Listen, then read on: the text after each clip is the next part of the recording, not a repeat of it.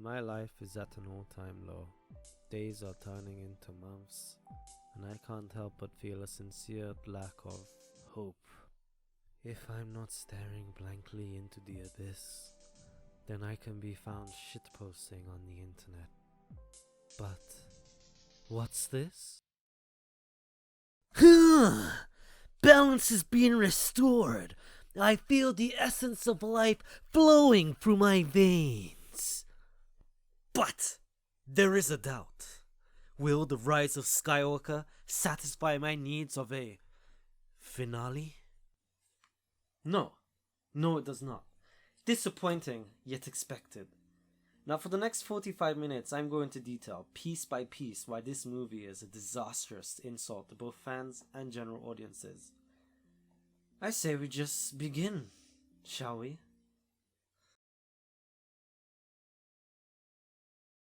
Jar Jar's mystery box style of storytelling really doesn't work for the final installment of the sequel trilogy. And what's even worse, it especially doesn't work for the final movie of the entire movie saga. This movie utterly shits on the rest of the saga, even on its own trilogy. Half the movie is spent retconning episode 8, thank God, because episode 8 was such a travesty. This film was destined to fail from the very beginning.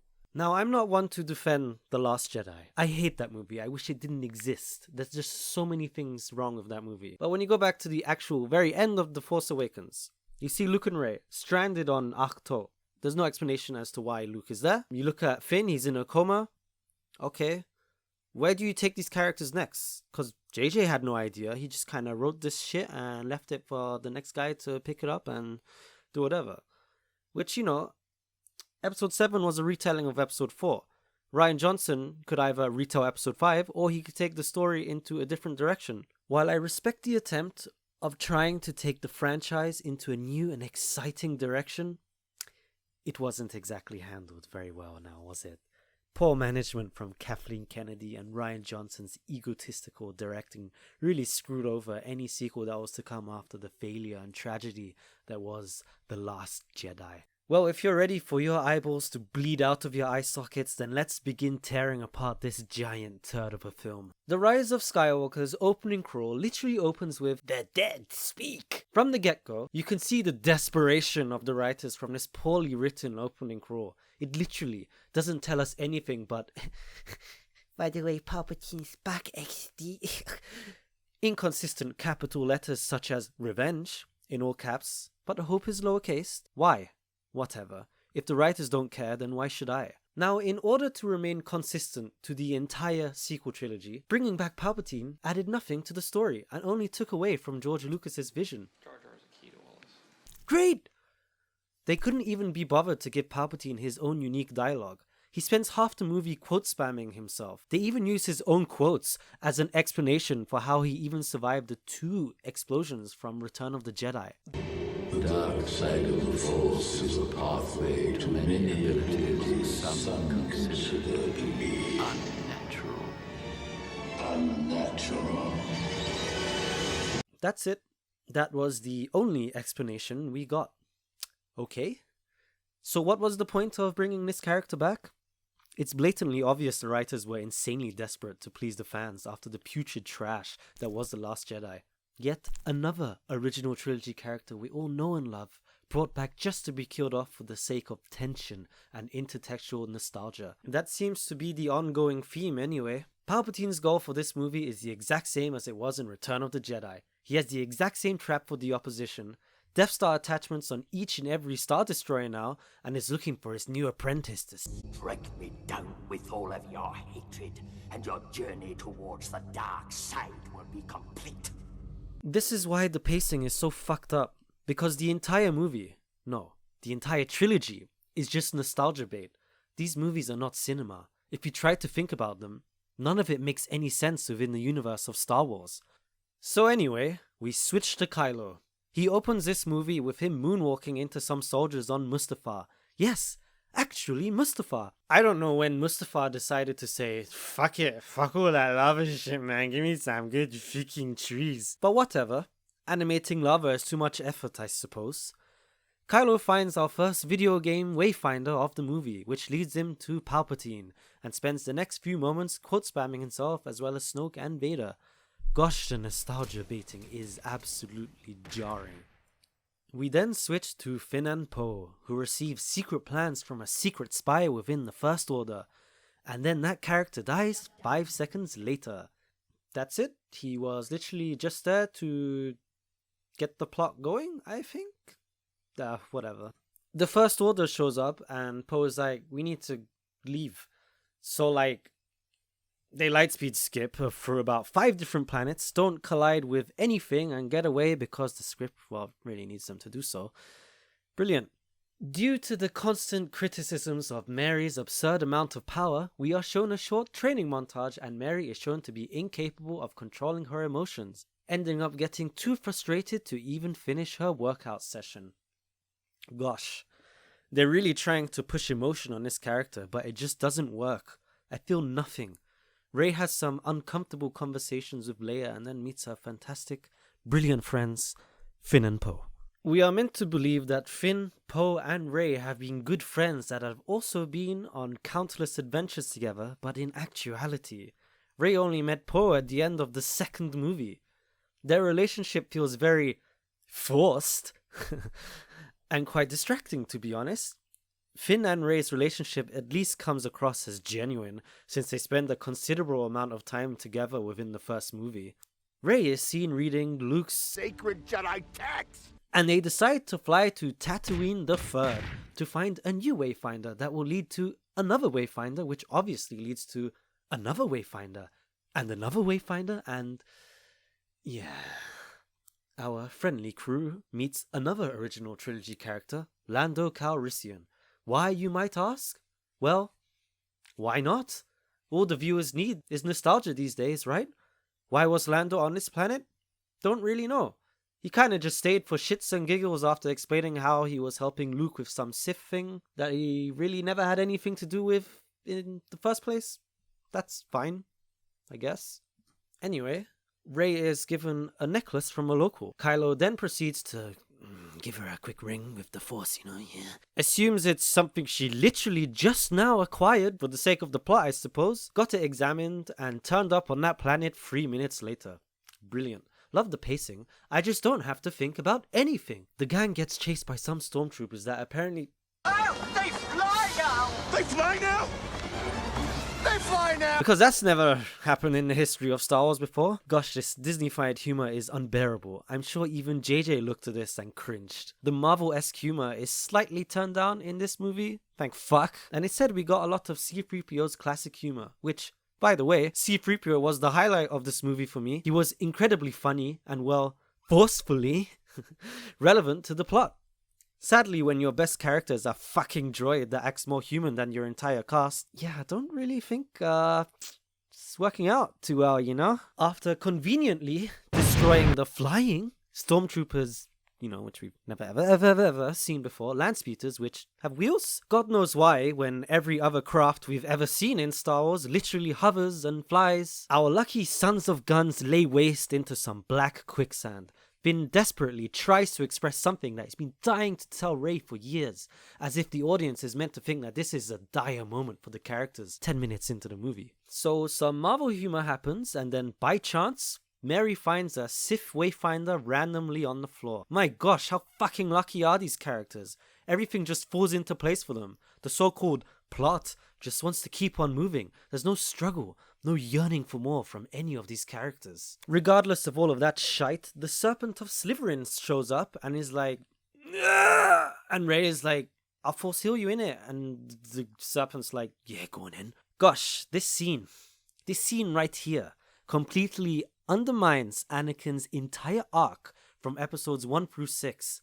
The power in which he so desperately yearned for, the ultimate reason behind why Anakin turned to the dark side, is just given to Rey just to make her come across as better than everyone else? Why didn't Obi-Wan heal Qui-Gon or Anakin? Is Obi-Wan just a selfish prick, wanting to keep all of that juicy life force for himself? Piss off. So I forgot to mention that C-3PO can actually read the Sith engravings on the dagger, but it's conveniently forbidden for him to read it out, as the plot needs us to go to Kojimi in order to make us feel like they're on a real adventure. This whole Wayfinder after Wayfinder nonsense feels incredibly forced. Blah blah blah, they make it out of the cave. Poe hotwires the ex-Sith member's ship, which conveniently still works after years of abandonment. We get some foreshadowing with Finn asking Poe, how do you know how to do that? As they're escaping, Rey gets a feeling and walks away. Let's call this walk away number 1. Kylo is menacingly flying towards Rey. Don't understand why he isn't shooting in order to potentially cripple her, as his goal right now is to capture her, not kill. Whatever. Rey flips over his TIE fighter just cause it looks cool. Don't really get why, but I don't think the writers give a shit about context either, so again, why should I? Now, for fuck's sake, these next few fucking sequences are so undeniably jarring. I almost walked out of the fucking theater.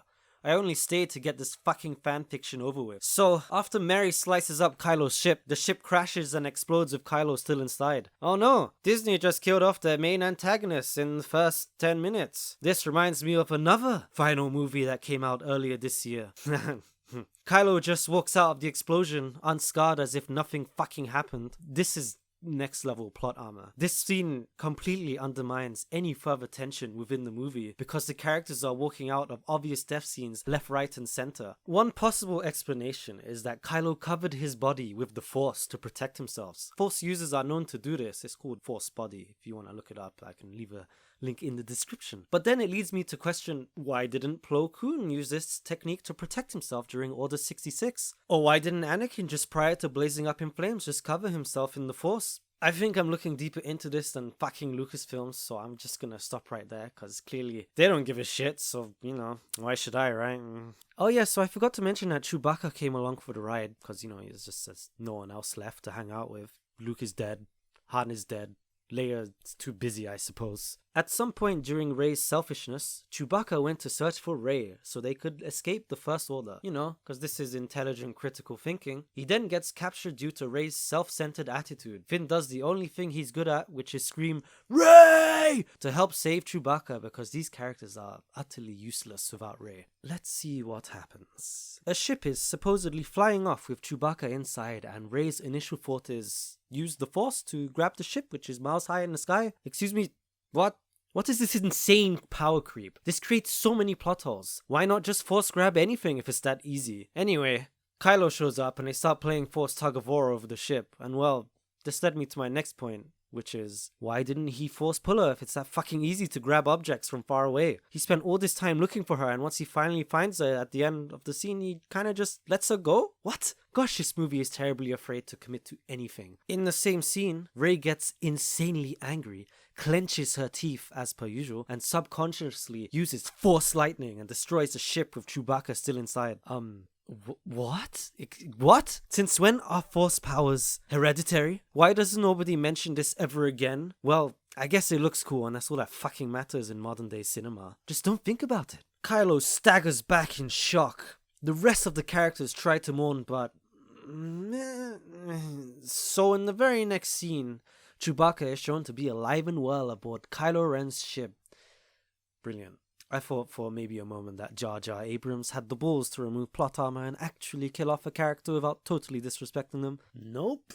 No way. This is a recurring theme throughout the film, throughout the trilogy even. That dick Rian Johnson did the exact same fucking thing with Finn's sacrifice. Like, wow. Imagine giving your characters a fitting end to their arc. Nah, fuck that. That's way too much effort for these talented Hollywood directors. Kylo lets them go when they're literally right in front of him. So anyway, they make it to Kojimi in order to find some droid smith that can work on C-3PO's mind in order to get the coordinates for the next Wayfinder. Poe runs into useless female character number 2, who also wants to kill him. And Mary just kinda whacks her and her friends up with her staff and suddenly they're best friends. Alright then. Cool. I don't understand the incessant need to constantly introduce meaningless Rose Tico clones. Speaking of which, thank God she was reduced to a glorified extra. Seeing her face still pisses me off. You get to see her a few times throughout the movie, and she literally does nothing. Beautiful. This is perhaps the best part about this movie. And I wish I was joking, but this literally is the best part about this movie. These random female characters are constantly being introduced, taking up unnecessary screen time that should have been spent developing our soulless, unknown cast. Who are these people? These characters haven't changed since episode 7. I don't even understand what this cast has to do with the overall story. It's incredibly odd to replace your entire cast, 2/3 throughout the saga. It's like 3 Han Solos just got dropped into the story, while Kylo, the only character that has anything to do with episodes 1 through 6, doesn't even have any dialogue for the last hour of the movie. Like, as the grandson of Darth Vader, Anakin Skywalker, he should have been the main focus in order to see how the after effects of Darth Vader's actions affect his family years after he's gone. Instead, we got Rey, the perfectly written Mary Sue. This character is Luke, Han, and Leia all combined into one undeserving, soulless shell of a character.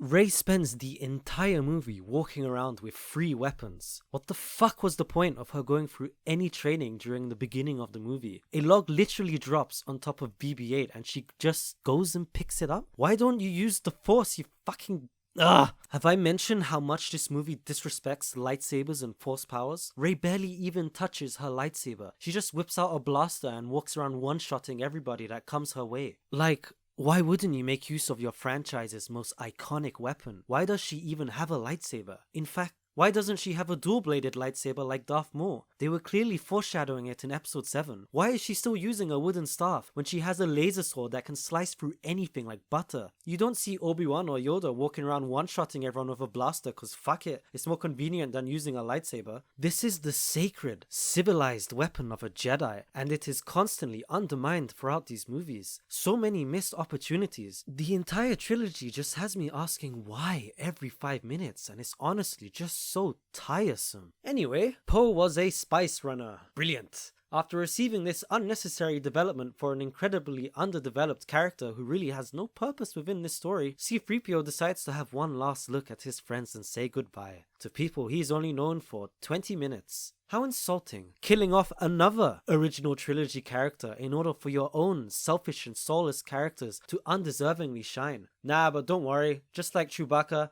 he's not really dead, is he? For some undisclosed reason, the little weird gremlin thingy could not reprogram C-3PO to read out the sacred Sith text without wiping his memory. Okay, sure, fine.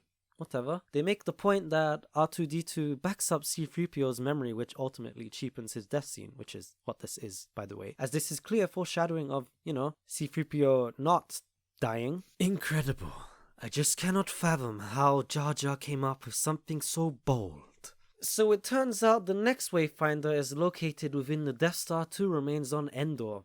The first waypoint was found on Mustafar, and now we're going to Endor? Gotta love intertexture nostalgia. How is it possible that there were any remains left when the space station literally combusted within the dreary depths of space? Oh yeah, just don't think about it, guys! Poe and his ex-girlfriend have a chat, and this genuinely feels like the first scene that was allowed to breathe. What is this, Act 2? And it's with 2 characters of whom I genuinely could not give 2 shits about. Poe is a character that I always felt was completely unnecessary from the very beginning. I suppose he's supposed to be the new Han Solo who's a fantastic pilot so the gang can get around with ease. But as Mary is shown to be the best at everything ever, it's even stated within the same movie that she's a better pilot than Poe. So really, what is the point of this character taking up screen time? He has no relevance to the plot and just comes across as jarringly unnecessary. Conveniently, there's that word again. Poe's ex-girlfriend has a First Order medallion that will bypass any security checks. Okay.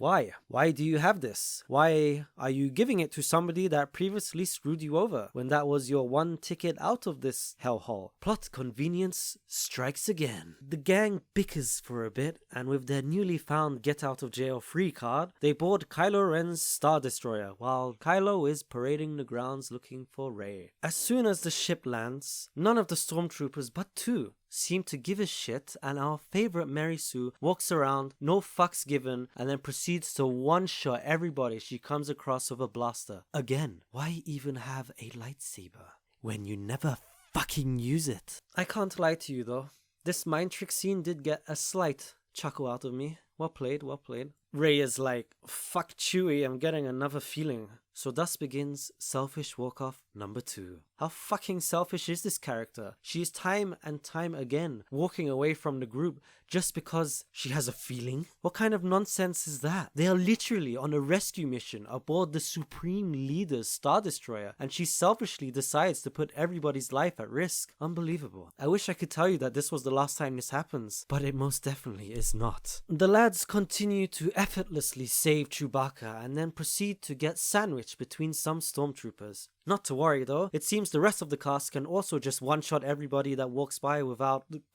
Oh, okay. Wow, they actually got captured. My expectations were subverted.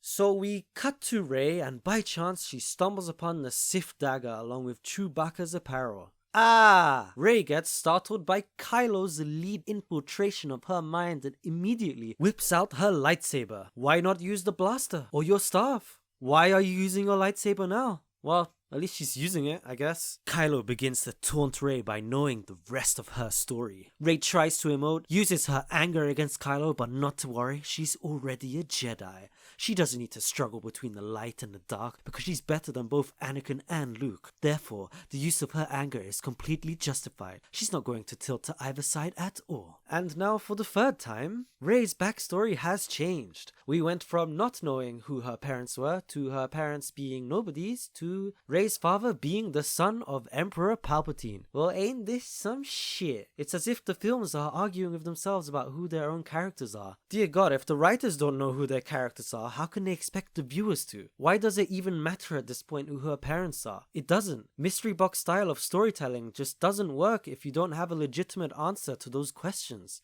Finally, we begin our first lightsaber fight since episode 7. I won't lie, the cinematography in this scene is nice. Switching between locations and even mixing the two together due to their force bond was a nice touch. But sadly, the choreography is clearly lacking. It's like watching two kids sword fight with pool noodles. There's no music and there's no tension. Disappointing, yet undeniably expected at this point. Hux is the spy? What? I mean, I had no idea. It's as if there was one consistent Imperial character throughout all 3 movies that despised Kylo Ren. So Hux saves the crew because they need to be alive for the plot to happen and then dies in the very next scene. Another waste of a character that could have ultimately been one of the most interesting and compelling characters. But alas, they turned General Hux into an absolute joke. Star Wars, the rise of missed opportunities. Anyway, Rey starts to one-shot with a blaster again, cause, I don't know, why not at this point. Kylo shows up and is like, we're a dyad in the Force, whatever that means, and well, the gang effortlessly escapes the military ship. So the gang escapes and ends up on the planet known as Endor, which looks nothing like Endor. You know, that forest planet from Return of the Jedi with all the furry bear things that are nowhere to be seen. Okay, so by chance, Rey pulls out this ruler thingy from the fucking Wayfinder and aligns it with the ruins of the Death Star, because this is a logical way to come to a conclusion. So, useless female character number 3 shows up and is like, you know, you saying good, yeah? And then she fucks off. It's utterly embarrassing to constantly keep on introducing new characters in order to hide how absolutely underdeveloped your main cast is. I feel like a broken record, constantly repeating myself at this point. But when your own movie, time and time again, repeats the same trope, I can't help but pay attention to the absolute dire laziness. Once again, the script belittles Finn and strips him down of any character arc by attaching another Rose Tico clone that is literally the female version of Finn. Another stormtrooper that denied orders of the First Order and fled the system? Brilliant. Bloody brilliant. We haven't heard from Rey for a while. I wonder what she's up to. For fuck's sake, she's selfishly fucking walking off again. What is this, the 3rd time? Gosh, this is inexcusably lazy. Characters are constantly basing all of their decision making off of feelings, repeatedly jeopardizing whatever mission they have going on. I can't even with this anymore. I suppose this is the best time to mention this, since I really haven't been giving much attention to Finn and Poe, because they're irrelevant, to be honest. But they are constantly bickering between each other throughout the film, and it honestly doesn't lead anywhere. Their conversations are meaningless towards the overall premise. There's only one storyline here that actually matters, if you can even say it does, and it's Rey's, but really it should be Kylo's. To be honest, I don't exactly know how to feel about this scene. Rey is undeservingly standing in Emperor Palpatine's throne room, at which I don't really understand how this is still in one piece, to be honest, but what bothers me about this is that it's clear the writers understood and knew where they should have taken Rey, but ultimately didn't have the balls to commit to the idea. A dark side version of Rey with a slick as fuck red dual-bladed lightsaber akin to Darth Maul's? You see, this is sick. I would have loved to have seen a whole movie of this kind of Rey. You see, since the very beginning, Rey has always been a very angry and confused character. In fact, I would go as far as to say she's the most conflicted character we've ever seen. Her fighting style has always been hyper-aggressive. She's constantly clenching her teeth and screaming at other characters. She openly welcomes any sort of darkness that comes her way. I mean, why didn't this actually happen? I always felt that this was being foreshadowed in episode 7, and heck, even in episode 8, Rey becoming a Jedi just doesn't make sense. She doesn't have any of the qualities of a Jedi. She still has the same qualities she did in episode 7. Compare episode 4 Luke to episode 6 Luke. You could even go as far as to compare episode 2 Anakin to early episode 3 Anakin. They were both calm and collected by the end of their respective trilogies, yet Rey's decision making has proven to be very rash and clumsy. They even gave Dark Rey the sick dual-bladed lightsaber, which she should have right now, but for some reason she's still using Anakin's blade, which was destroyed in episode 8 but got retconned, cause fuck that movie. I believe it was always hinted that Kylo would return back to the light side and Rey would ultimately turn to the dark side. Now that would have been an interesting character arc, right? But overall,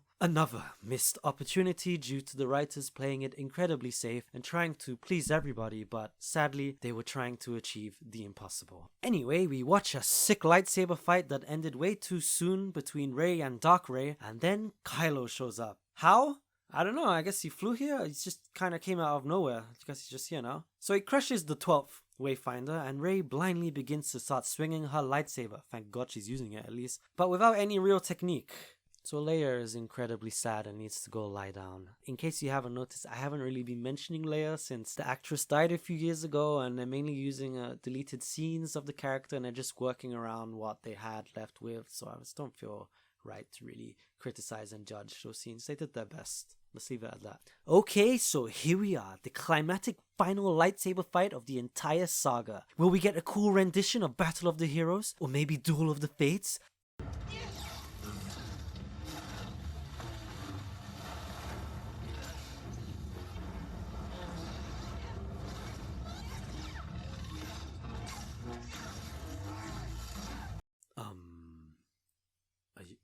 Are you serious? Nothing? Why is there no music playing? What happened to the 6th score of the prequels? Did John Williams just give up? I think it's about time I bring up the music for this film. This film, no, the entire sequel trilogy, has the most forgettable music of the Star Wars saga. Throughout the whole movie, there's about 1 million different renditions of Rey's theme.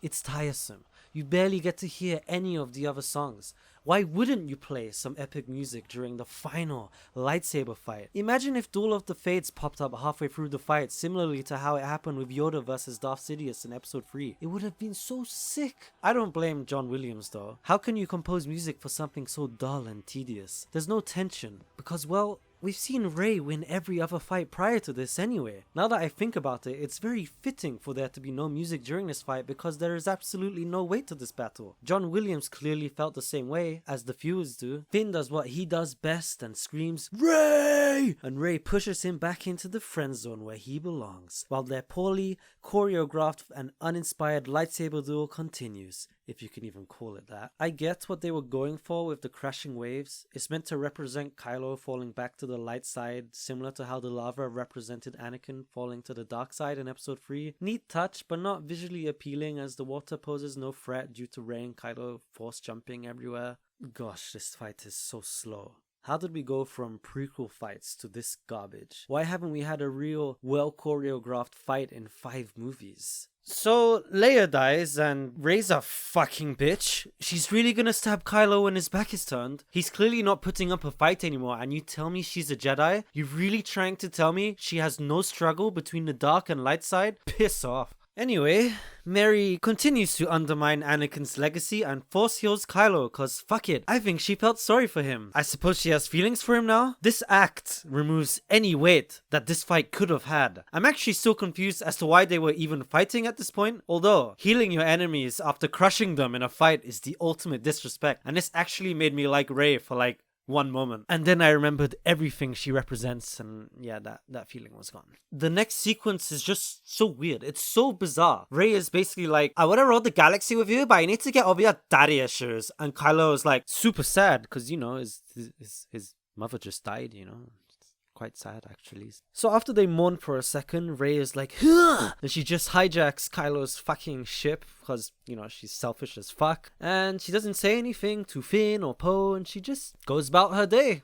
Okay, cool. Can't really be bothered to give a reaction anymore. Like, the constant ill-informed decision-making is just overly tedious at this point. I promise you, I really am trying to find nice things to say about this movie. I swear to you, I am. But it's just near impossible. Everything is just so fucking shite. I just can't. Funnily enough, this next scene is actually a really nice scene. As we just learnt, Leia has sadly passed away, and Chewbacca is mourning Leia's death. Like, wow. Some real fucking emotion. Like, I actually felt this. I got emotional myself. And it's from a fucking walking carpet that can't even commute with real words that made me feel this way. When you think about it, everyone he knew from the original trilogy is dead at this point. He must be devastated. And this next scene too. A recreation of the Han Solo death scene from episode 7, but with how Kylo really wanted it to go. I actually, no seriously, legitimately shed a tear when I saw the scene for the first time. Honestly, well played to both Adam Driver and Harrison Ford. This was sick. Best part of the movie for me. However, now there's always a but. Really, it should have been Anakin, the one he idolizes, and the same person who went through the same struggles as he did, to talk to him as a Force ghost that brings him back to the light side. Okay, cool. All of the Sith Star Destroyers have death lasers now. Cool. Why not, right? You know, Kojima gets blown up. Who cared anyway, right? Cool. So that happened, and now a whole bunch of nothing happens, and then we cut to the biggest retcon of the entire movie. Rey is back on Ahch-To, secluding herself similarly to her master, Luke Skywalker. Rey looks down at her lightsaber, slowly alters her gaze towards the flames, and continues to throw her lightsaber into the fiery blaze, only for it to be caught by, it's him! I can't believe it! Force Ghost Luke himself! A Jedi's weapon deserves more respect. Okay. This movie makes Rian Johnson look like such a fucking dickhead. Rightfully deserved though. Dick. I was wrong. And it keeps on delivering. Because you're a Palpatine. Leia knew it too. Yet she still trained me because she saw your spirit. Damn. Even the writers are telling us that race heritage doesn't fucking matter. So why did they spend 3 movies talking about it? Not only did Leia have a lightsaber, but she also had Jedi training. Why we never got to see something as cool as this on screen? Don't know. Well, I suppose one simple conclusion is that we can't have any of the original trilogy characters being respected or anything crazy like that. That would just be out of character. To be honest, we get the best lightsaber fight of the entire movie in this next scene, and it only lasted about 5 seconds. After Leia is done flexing on Jedi Master Luke, Leia is like, my son will die at the end of my journey. So she renounces her Jedi ways. Brilliant. I don't even know what to say about this, to be honest. So Rey reforms, and Luke is like, you need to go confront Emperor Palpatine. And Rey is like, but how am I gonna get there? So then Luke is like, and then we get a nice little fan service moment of Luke finally lifting his X-Wing, but it's not exactly impressive since we saw Rey and Kylo do the exact same thing on a larger scale earlier within the exact same movie. Everybody is getting ready for the final fight. Rey is paving the way towards Exegol in order to confront the evil Emperor Palpatine and pave the way for the Resistance to make their own way there. Meanwhile, the gang is retconning episode 8 again. It is clear to me that Emperor Palpatine has not done much thinking in his time between episode 6 and now, as Emperor Palpatine has like 10,000 Star Destroyers, but they're all connected to one navigation tower, which gets rerouted to one Star Destroyer. Without the guidance signal, these Star Destroyers can't navigate out of Exegol themselves. Why? Why would you design something so poorly? It's literally the Death Star all over again. It's repetitive and tedious at this point. It seems as if our dear Mary Sue has influenced the rest of the cast, as now Finn is getting selfish feelings and using the Force as an explanation for these selfish feelings. Brilliant writing, my little square-headed friend. Absolutely smashing. What in the shit am I looking at? For 2 movies in a row now, Lucasfilm has demonstrated how creatively bankrupt they are. Space horses running along the wing of a Star Destroyer? Please, this is incredibly lame, but not as lame as these expendable Sith troopers that were heavily advertised as the cooler Captain Phasma toy. Cool concept, once again wasted by greed. Well, Rey finally makes her way to Palpatine's throne, only for her to be greeted by a crippled Sheev and a stadium comprised of Sith Lords, I think. Did everybody at Lucasfilm forget about the rule of 2? You know, the whole master and their apprentice dynamic they had going on? Alright, then. So, earlier within this movie, it was actually disclosed that Rey is Emperor Palpatine's granddaughter. I kind of ignored it because, like the rest of this movie, it flew by me without any notice. I genuinely refuse to accept that Palpatine is Rey's grandfather. It just comes across as incredibly forced and doesn't really add anything to either character. This doesn't really add any tension to the story, and it really comes across like a desperate attempt to create some drama. When really I felt as if they should have played the family drama card on Kylo. He's related to Leia and Han, Darth Vader and Luke. He's genuinely the only new character that is connected in some way to the previous movies. It would have been an amazing way to tie up all 9 movies, but sadly, we're forced to watch a character that no one really cares about. Apparently, if Rey, Palpatine's granddaughter, strikes him down, his spooky spirit will pass into her. Okay. Why? I don't really understand his motive still. He wants to continue to rule over the galaxy by forcing his granddaughter to kill him so he can possess her? Why do you need her? You already proved to be strong enough to have survived 2 ginormous, massive explosions and came back with like 10,000 Star Destroyers. And according to this movie, you also cloned Snoke and were controlling the plot from the very beginning, which I don't buy at all, but whatever, it's clear they're very desperate to make something of this story. So a whole bunch of nothing is happening again, and I'm left wondering, why doesn't the Final Order just tilt their ship and get rid of the cavalry? Cool shot of a TIE fighter and an X-Wing, symbolically showing the alliance between good and evil teaming up to take on the greater evil. Also, Ben is here and he somehow found time to change into some Trekkies. Oh yeah, so remember the guys who helped Kylo Ren destroy Luke's Jedi Order? So they're here now, and as loyal as ever towards the reincarnated Emperor Palpatine. Kylo's putting up the best fight he can, even using the Force. But since he threw his lightsaber away, he's getting whacked up by the Knights of Ren. I thought these guys were the other students within Luke's Jedi Order. So why don't they have lightsabers? Whatever, man. If I think any more about this film and its missed opportunities, I'm gonna lose my marbles! Kylo is losing, and Rey is getting tempted by the dark side. However, will our hero survive? What? Is he waiting for one of the knights to hit him on the back? Okay.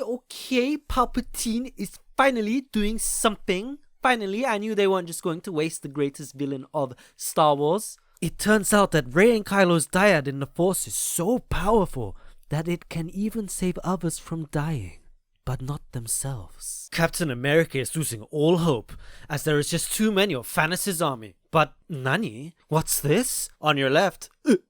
Is it happening? Is the Endgame rehash happening? Is this why they reshot the final acts of the film over summer? Because people adored the ending of Endgame, so they decided to recreate the exact same scenes from that movie and unfittingly force it upon the viewers as an ending. You'd think a ginormous space battle would be an amazing feat, but no, it is simply boring and distracting from what we already want to see. Which is apparently Palpatine getting new red robes after sucking the life force out of these two cretins. As once I fell, so falls the last Skywalker. That's some fucking sword right there if I ever saw any. So while countless allies of the Resistance are perishing due to Palpatine's insane wave clear, Rey has given up all hope until the Jedi of the past, who have no connection to her whatsoever, begin to talk to her? I believe I speak for all Star Wars fans when I say that it would have been fan-fucking-tastic to hear all of these voices along with their Force ghosts. This is meant to be the finale of a 40-year-old story. Why wouldn't you go out with a bang and bring back all of our favorite characters of the past for one final scene? This just comes across as incredibly inconsiderate and insulting towards longtime fans. Once the shonen scene is over, Iron Man gets up and nonchalantly raises the Infinity Gauntlet, ready to snap. But gasp, it's not good enough. Palpatine's lightning is just too strong. However, will she beat him now? Huh! Well, I'll have you know, 2 lightsabers are better than 1. So, Tony Stark lays down the infamous I am all of the Jedi, and this proves to be too strong for Palpatine to handle. His own lightning is being reflected at him, so Rey is not really killing Palpatine. So he kinda committed suicide? Palpatine strangely deforms, melting away. Don't know why he didn't stop surging his own lightning, but I suppose the plot needed him to die somehow. We can't have the embodiment of wokeness actually killing someone now, can we? That would be unethical. Well, I don't believe Palpatine is really dead for real. He came back after dying before, so would I be wrong to assume it can happen again? I'm sure he'll come back again. Finn is Force sensitive? Whoa. Oh my gosh. What? Rey is dead? What? I'm calling BS already. I don't buy this at all. Okay, yeah, so Ben is here and suddenly my man can force heal as well. I thought this was a light side technique. When did he have time to train for this? Oh, sorry, I forgot. People don't need to train in the sequel trilogy. Oh my gosh, you would have guessed that she would have come back to life. Brilliant. Is the movie over yet? Because I suppose this is the climax and I ain't enjoying this one bit. Gosh, this is the most forced kiss I've ever witnessed in any form of media. Why would you kiss somebody who's been trying to kill you for 3 movies? There was never any romantic dynamic between these two characters. Rey literally pierced his torso earlier within the same movie and only force healed him because she pitied Kylo for the loss of his mother. If this trilogy has any lesson to be taught, it's that nice guys finish last, because that's literally the moral of the story. My boy Finn got shagged and sidecasted as soon as episode 7 ended. He has spent the last 3 movies caring and chasing a girl who has shown little to no interest in him. I will remember Finn as the guy who constantly screamed for Rey while she's making out with the guy that's been trying to kill her for the past 3 movies. That's Star Wars romance in a nutshell. It's a yikes from me. So anyway, after the lip locking is over, Kylo dies. Yeah, weird, right? So isn't this the fall of Skywalker then? Because I don't see any other Skywalkers in this movie. I don't see any rise of a Skywalker. All I see is Kylo dying and falling, let's say. He actually fell in this movie. Some Return of the Jedi victory scenes play. Poe gets rejected by his girl. Lucasfilm panders to the fans and gives Chewie his medal. Lando uncomfortably makes moves on his supposed daughter and the gang cries. Great. The shit has finally stopped falling out of Mickey's ass. No, wait. It seems that Disney has one more fuck you in store for the fans. Rey ventures off to Tatooine, a place she has no connection to, and buries Anakin's and Leia's lightsaber in the sand. This is great. Not only is it coarse, but it's dry and gets everywhere too. I'm sure Anakin would have loved this. Turns out, Rey created her own yellow lightsaber. That's cool. Why the fuck didn't she do this after episode 8 instead of rebuilding Anakin's lightsaber? That would have been fucking cool. It would have been so much cooler to see her slicing and dicing with her own unique yellow lightsaber instead of another blue blade. But that's fine. Who cares, man? Let's just have blue lightsabers everywhere. Long have I waited for this final fuck you to Anakin's legacy. Some old hag stumbles upon Rey and is like, who the fuck are you? And she identifies herself as Rey Skywalker. after gazing upon Luke and Leia as Force ghosts. Fuck off. That's not how it fucking works. You're not a Skywalker. I don't fucking care how many times Disney tries to shove that shit down my throat. You can't just go around claiming other people's names. That's like if I began to call myself Kanye West, because why the fuck not? Ugh, whatever. We finally made it to the end. Rey gazes off into the binary sunset where Luke once stood and the credits roll. I don't even know where to begin.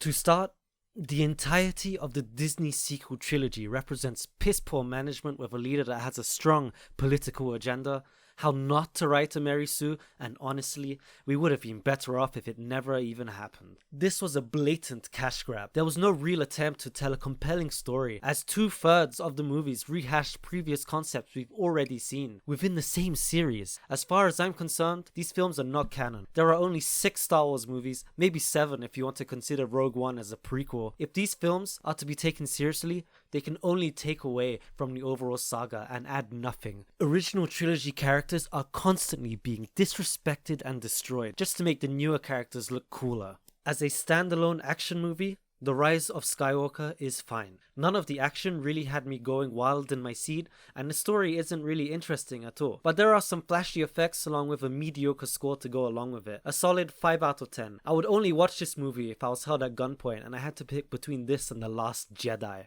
As the final movie of the sequel trilogy, this movie is probably the best thing they could have shat out of their asses after the failure that was The Last Jedi. Rian Johnson, Kathleen Kennedy, and J.J. Abrams are all to blame for this mess. I hope none of them are allowed to touch the Star Wars IP again in the future. 3 out of 10. As the final movie of the saga, this is the biggest joke in the history of jokes, an absolute insult. When you compare this to Return of the Jedi and Revenge of the Sith, it just can't stand on its own 2 feet at all. One man's vision has been tainted by the notion that is greed and laziness. The story just does not make sense. It feels out of place within the saga and there's no real theme to the movie. The characters are in the same place they were at the end of episode 7, and since the characters haven't developed, how can you expect the music to? The only song I can remember from this film is Rey's theme. And that's only because they played 69 different renditions of the same melody. This isn't a Star Wars movie. It's a shit fanfiction with a high budget. 0 out of 10. The worst movie I've ever fucking seen. As for the future of Star Wars,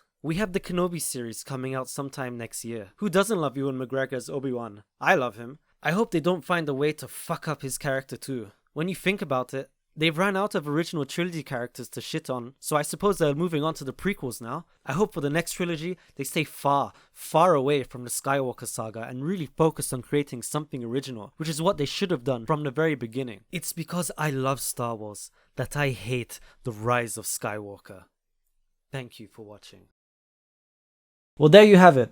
The movie is utter shite, and from my point of view, the sequels aren't canon. Anyway, for those of you that have made it this far into the video, thank you. Give yourself a clap clap. I know, this is my first time doing something like this and I'm sure I've made some amateur mistakes, so if you have any feedback for me, please leave some information down in the comments. I'd greatly appreciate it. And until the next one, I'll catch you guys later.